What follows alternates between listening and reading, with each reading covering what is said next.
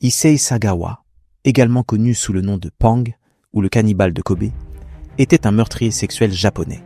Sagawa naquit prématurément et, semble-t-il, était suffisamment petit pour tenir dans la paume de la main de son père. Il développa immédiatement une entérite, une maladie de l'intestin grêle. Sagawa se rétablit finalement après plusieurs injections de potassium et de calcium dans une solution saline. La santé fragile de Sagawa et sa personnalité introvertie l'ont poussé à développer un vif intérêt pour la littérature. Sagawa a éprouvé ses premiers désirs cannibales en CP, après avoir vu la cuisse d'un garçon. Dans une interview accordée à Vice en 2011, Sagawa a raconté que, jeune, il avait commis des actes de bestialité sur son chien et éprouvé des désirs cannibales envers des femmes.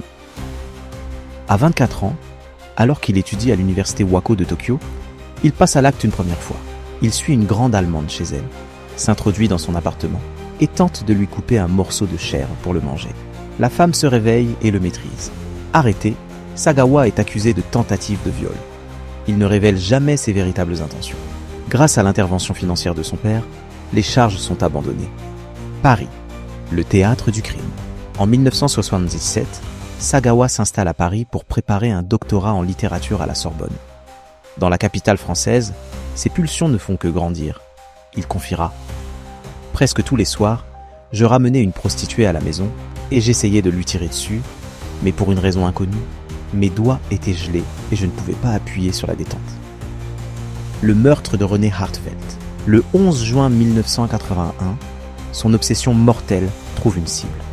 Âgé de 32 ans, il invite sa camarade de classe René Hartwelt, une néerlandaise de 25 ans, dans son appartement sous le prétexte de l'aider à traduire de la poésie. Il la choisit délibérément pour sa beauté et sa santé.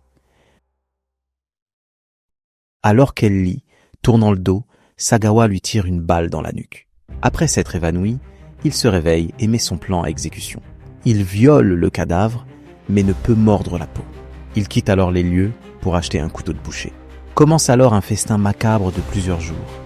Il consomme ses seins, son visage, ses fesses, ses cuisses et d'autres parties, crues ou cuites, allant jusqu'à avaler son clitoris entier pour, dit-il, éviter l'odeur du sang menstruel qu'il n'appréciait pas.